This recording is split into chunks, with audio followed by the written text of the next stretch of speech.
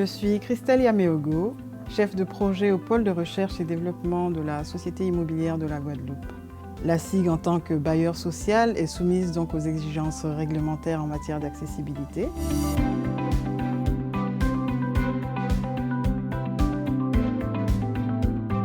Toutes nos réalisations sont conformes à la réglementation en vigueur et bénéficient d'une attestation de conformité en ce sens.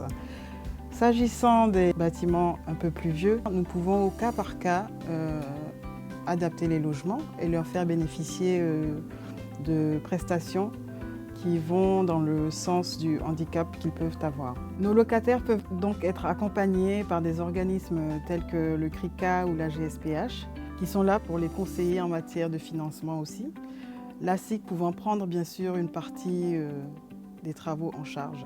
Le relogement des locataires des rénovations urbaines de Pointe-à-Pitre et des Abîmes est pris en charge au sein de la SIG par l'équipe de la Mousse.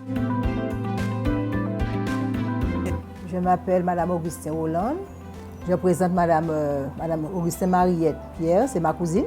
Elle est restée 37 ans habitée Henri IV, bâtiment AB. Suite à sa maladie, on l'a transférée sur la cité Bergevin, au bâtiment C1 numéro 2. Et elle est restée pendant 3 années. Mais pendant les 3 années, elle a rencontré beaucoup de difficultés. Parce qu'on a fait plusieurs fois des demandes pour qu'on puisse le loger dans un appartement neuf. Puisqu'elle était en fauteuil roulant, l'appartement n'était pas adapté pour elle. Alors, on l'a transférée ici. On est satisfait de l'appartement. On l'avait transféré à Bergevin, c'était provisoire. Toujours refus. On disait qu'il n'y a pas d'appartement pour elle. On voulait l'envoyer jusqu'à Bois-Ripoux, aux Abîmes.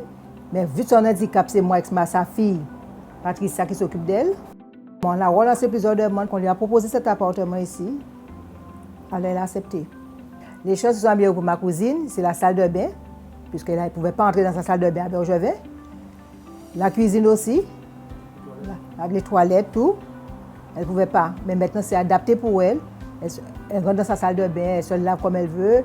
La cuisine aussi, et pour aller dans sa chambre à coucher aussi. C'est spacieux pour elle, qu'elle peut circuler avec sa fauteuil roulant. S'agissant des locaux commerciaux mis à disposition des professionnels par la SIG, mais aussi des installations ouvertes au public, qui peuvent être des parcs ou des aménagements sportifs, la SIG a une obligation de mise en conformité. C'est pour ça qu'elle s'engage donc dans le dispositif de l'ADAP, qui est l'agenda d'accessibilité programmée, et qui exigeait des bailleurs, mais aussi des communes bien sûr, de mettre en conformité leur parc à la date du 27 septembre 2015.